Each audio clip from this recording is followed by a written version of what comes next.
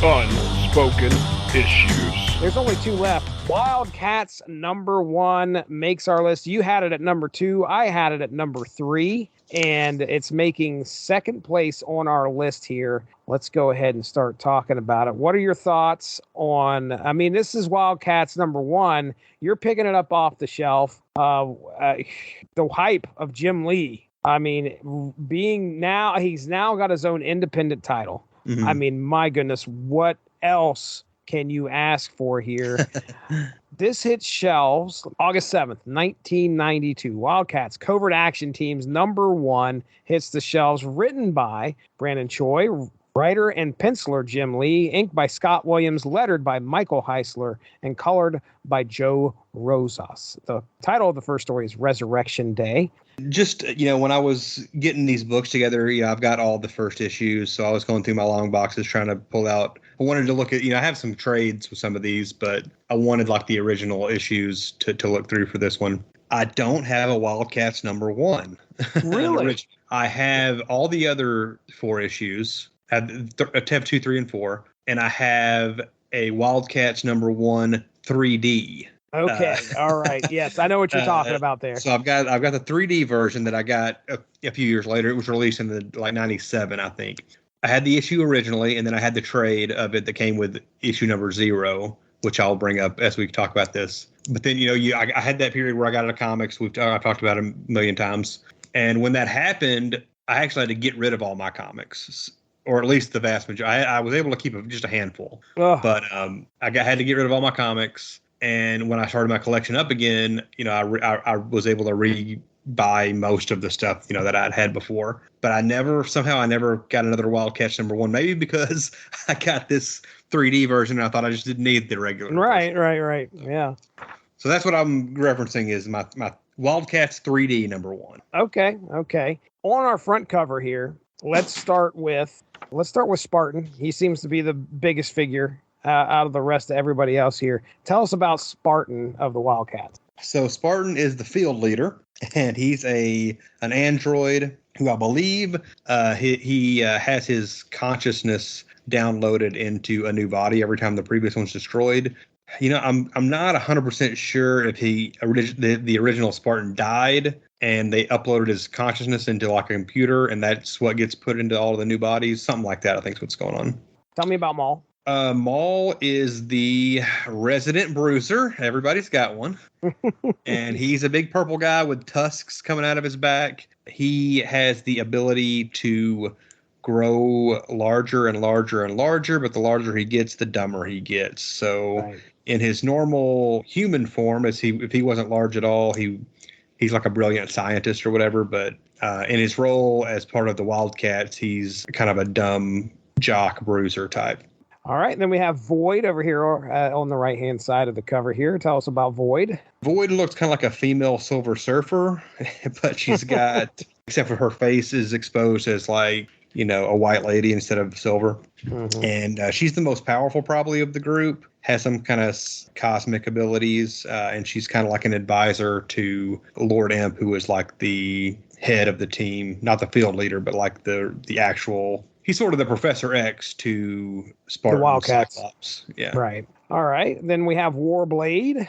Warblade is the Wolverine archetype of the team. We talked about Ripclaw earlier, and he's got a similar thing going, except he can make all sorts of different kind of blades out of his liquid metal style hands. And he's got a big green ponytail coming out the back of his silver scalp. All right. And then we have Voodoo down here on the bottom right. Voodoo, a sexy exotic dancer who new to the team. She has the ability to see the villains of the story, who are the Daemonites, alien creatures that can possess humans. She can see when a human's been possessed by a Daemonite, and she can exorcise them from the human hosts. You already mentioned Lord Imp, Jacob Marlowe. So yeah, kind of like the de facto Professor X of the team. So then we'll talk about Zealot. Tell me about Zealot. Zealot is a Coda warrior, and she's has a katana type sword, and she uses some other kind of bladed weapons. Doesn't really use guns. She uses more martial arts. She's got kind of a short white hair, kind of scantily clad, but still has some armor on her, and red face paint on, kind of like some stripes on her cheeks and a dot on her forehead. But she's kind of the most badass warrior of the group. Right, for sure. And then Cole Cash, the grifter. What about Cole Cash? Yeah, probably the most popular Wildcat character, if for no other reason than he has had his own solo series several times.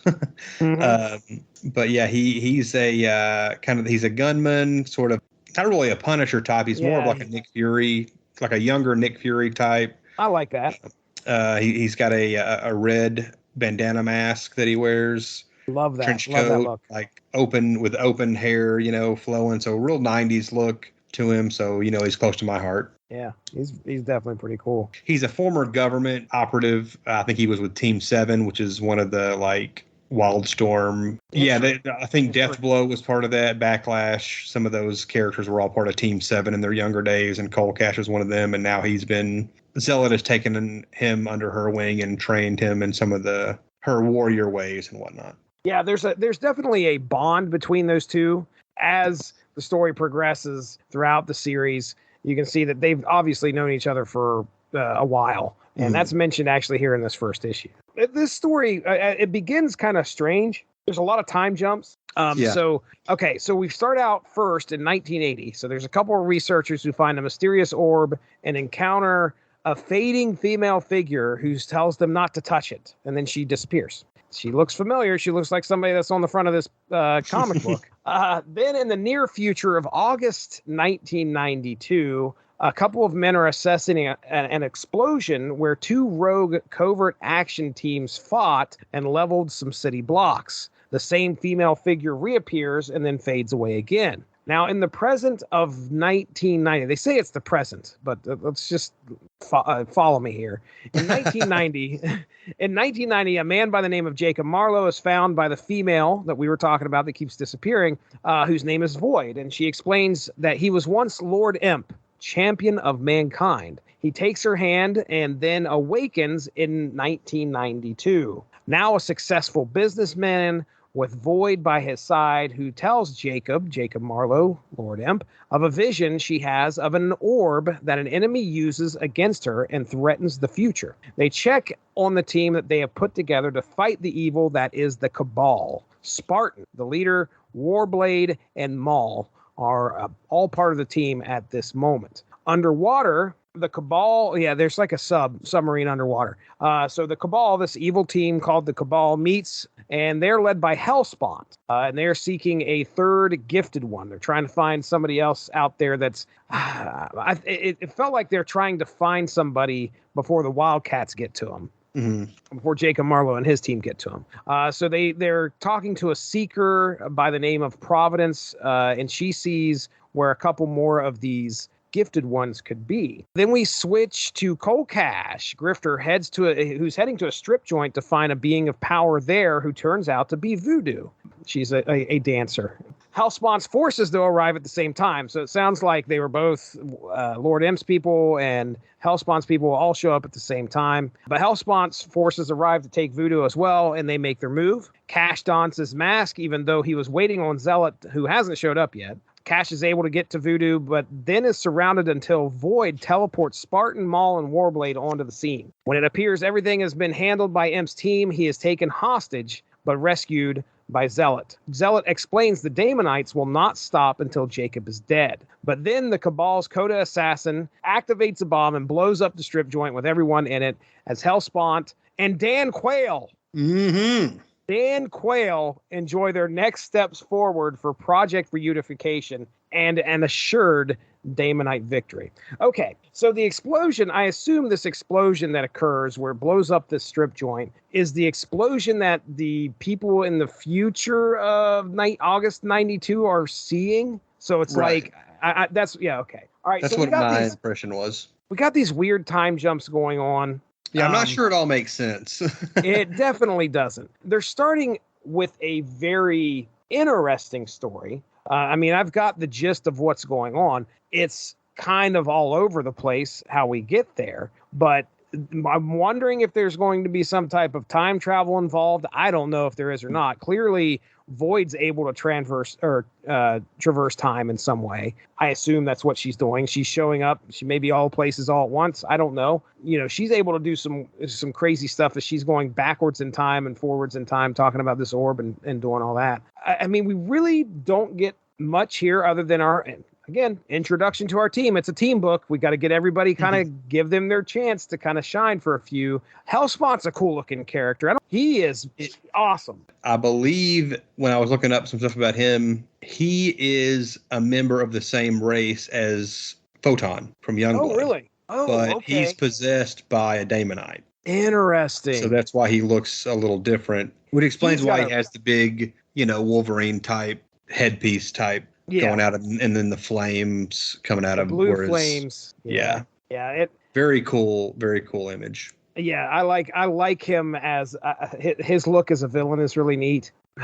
We got these two warring races. Like there's the is the Caribum mentioned in this issue? I think there is one or two mentions of them, but yeah, that's what the plot of Wildcats basically is the Daemonites are an alien race that are at war with the Caribum. Both of these races have been here for thousands of years, kind of battling, without the knowledge of the human race, knowing what's going on. But the Daemonites are the bad guys and the Caribum are the good guys. Right. And obviously having Voodoo in on the team would help them. If she's able to see who they are, then she can help at least point the Wildcats in the right direction.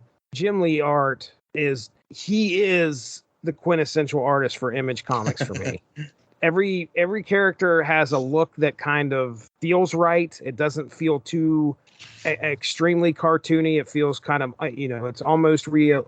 I can believe it, Like Jim Lee is a guy it's kind of like a Mark Bagley, their styles aren't similar at all, really. But you look at somebody like Mark Bagley, George Perez, in the hands of somebody who's a little more exaggerated and more flashy. The proportions aren't quite the same, but like somebody like Jim Lee, Mark Bagley, George Perez, they're going to give you a more realistic look, like in a real world setting. Like, well, this is what that crazy character would look like, if they were a real person, basically. Right. And it looks great. I mean, it looks fantastic. Because, we see Jim Lee doing a lot of the Youngblood characters in Wildcats number 3 and 3 and 4 when they guest star in those issues. So we see his interpretation of some of the Liefeld characters, and they're a little more toned down, a little more proportion, more like, human, more like a normal human would be or whatever. But yeah. The anatomy seems on point. Yeah, for sure.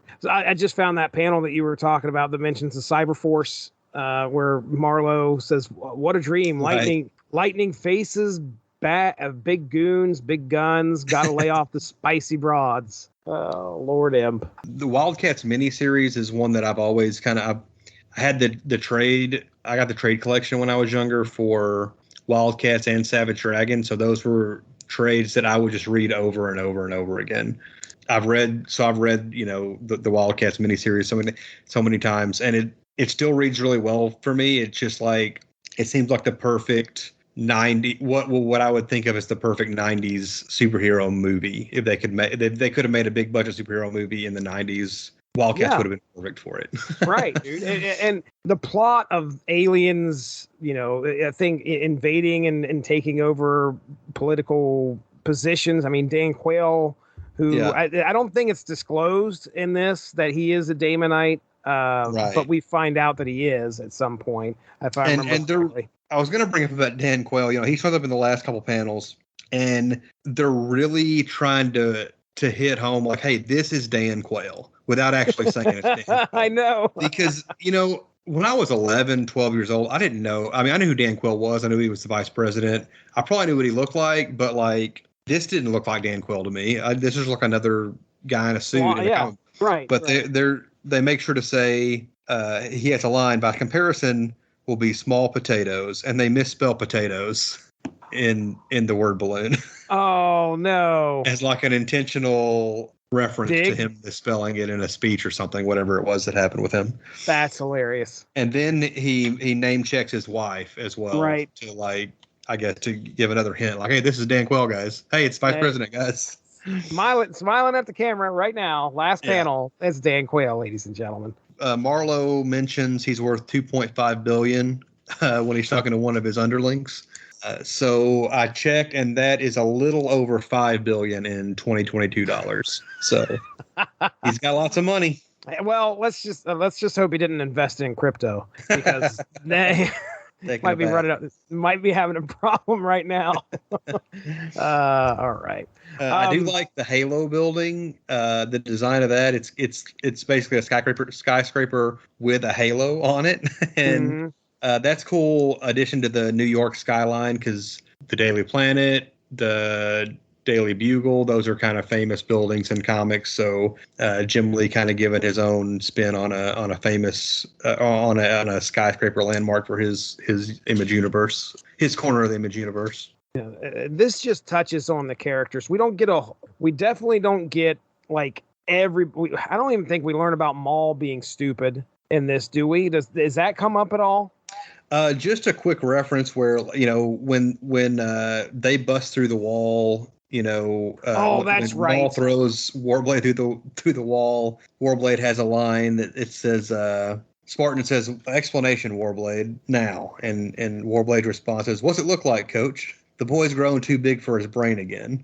That's right. So that's kind of a reference to, like, the bigger he gets, the dumber he gets. Yep.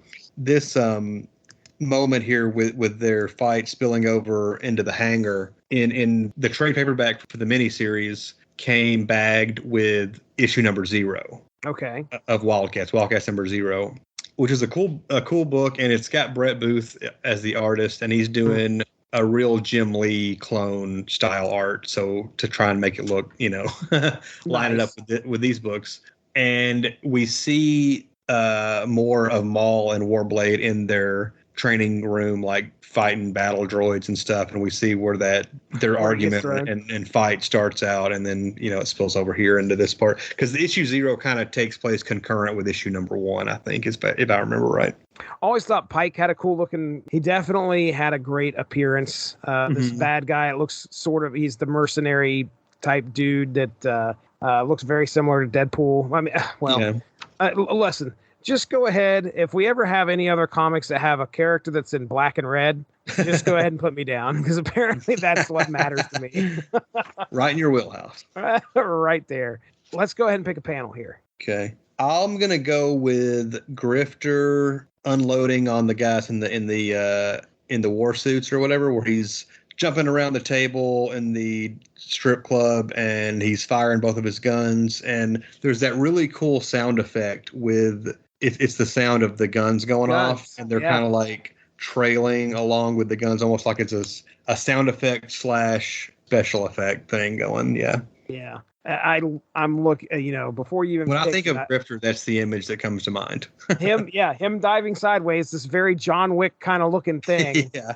2-page Zealot dropping through. I'm gonna. Oh boy, I mean, Jim Lee could draw a lady. That is for sure. I'm gonna go with that. Zealot, even though she's late to the party, she shows up. She looks completely badass. She's got her katana and whatever in the world these things are that she can apparently detach from her back and either use or throw.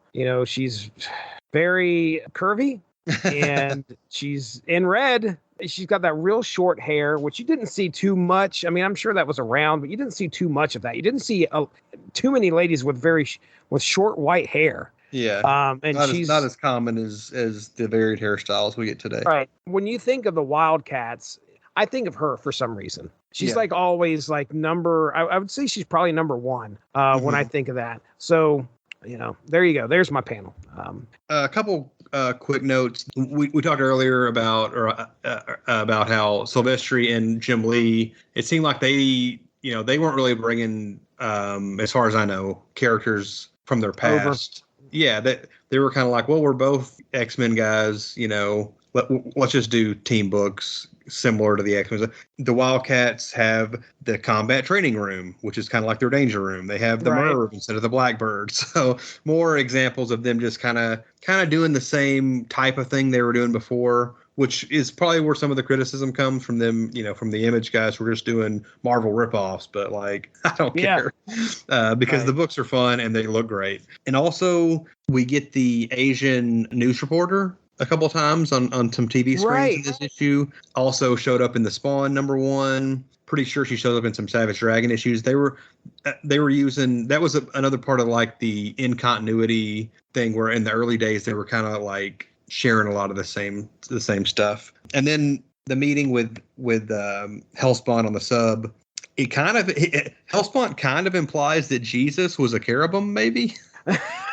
Because he says he's talking about being betrayed or whatever, and he says, "Once upon a time, I paid a man 30 pieces of silver to betray his own mentor. How much did the gnome pay you, Alberto?" So yeah, that just a biblical reference there. Like, oh, so I guess he's saying Jesus was a cherubim. So. Oh wow. Well, all right. Yeah, that's all I got for Wildcats. Thanks for joining us. Unspoken Issues is part of the UnspokenDecade.com, the home for 90s comics, blogs, and podcasts. Unspoken Issues also has a Facebook group you can join if you are interested. Just search the Unspoken Issues podcast and request to join. All of this would not be possible without W2Mnet.com and the Rattlich and Broadcasting Network, so make sure to seek them out for more podcasts. If you enjoyed what you heard today, please feel free to share, and we look forward to entertaining you again soon.